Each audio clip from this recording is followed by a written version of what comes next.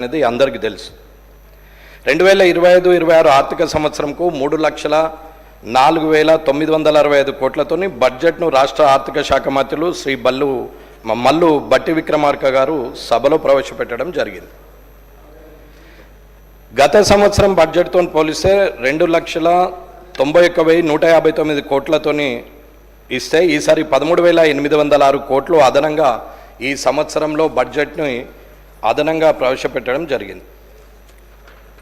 అధ్యక్ష, 2014 నుండి ఇప్పటి వరకు మొత్తం అన్ని బడ్జెట్లో అంచనాలు వాస్తవంగా ఖర్చు చేసి చూస్తే ఆర్థిక రంగంపై ప్రభుత్వం ఇచ్చిన శ్వేతపత్రం ఆధారంగా నేను రాసుకున్నది ఏంటంటే 2014-15 61.9 అయితే 2015-16 84, 2016-17 93, 2017-18 80, 2018-19 77.6, 2019-20 97.5, 2020-21 86.1 ఇలా మళ్ళీ తగ్గుతూ వచ్చింది. ఏదైతే ఆర్థిక ఇప్పటి వరకు పూర్తి అంచనాను చేరింది లేనే లేదు.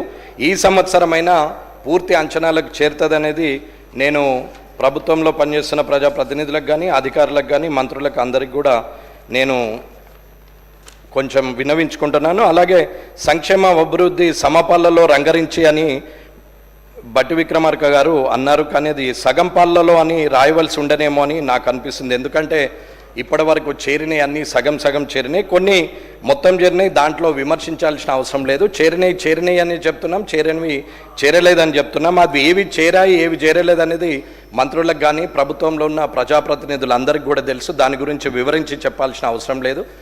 వేరే రకంగా ఆలోచించాలనేది ఏమాత్రం ఆలోచనలో లేదు. ఇకపోతే మహాత్మా గాంధీ గారు అన్నారని ఉప ముఖ్యమంత్రి గారు అన్నారు, నీకు కనిపించని బలహీనునికైనా నిరుపేద ముఖాన్ని గుర్తు తెచ్చుకో, నువ్వు తీసుకున్న చర్య అతనికి ఉపయోగపడుతుందో లేదో అని నిన్ను నువ్వు ప్రశ్నించుకో అని చెప్పి మహాత్మా గాంధీ గారు మనకు స్ఫూర్తి అని చెప్పి భట్టి విక్రమార్క గారు అన్నారు. నిజంగానే అందరు కూడా ఆ ముఖం పెట్టుకునే చూస్తున్నారనేది నిజం. 2,500 వస్తాయేమోనని ఎదురు చూస్తున్నటువంటి ఆడబిడ్డ ముఖం కానీ, 4,000 వస్తాయేమోనని ఎదురు చూస్తున్న తాత లేదా అవ్వ ముఖం కానీ, స్కూటీల కోసం ఎదురు చూస్తున్న చదువుకుంటున్న ఆడకూతుళ్ళ ముఖం కానీ, అలాగే పిఆర్సీ లేక డిఏలు అందక పెండింగ్ బిల్స్ అందక ఎదురు చూస్తున్న ఉద్యోగ ముఖం కానీ, దీనంగా మారిన రిటైర్డ్ ఎంప్లాయీస్ ముఖం కానీ, టీఏ బిల్స్ అందని పోలీసులు, సరెండర్ లీవ్స్ అందని పోలీసుల ముఖం కానీ, అలాగే ఒక్కసారి గుర్తు తెచ్చుకోవాలని చెప్పి నేను సభ నాయకుడిని అలాగే ఆర్థిక మంత్రి గారిని నేను ఒక్కసారి కోరుతున్నాను.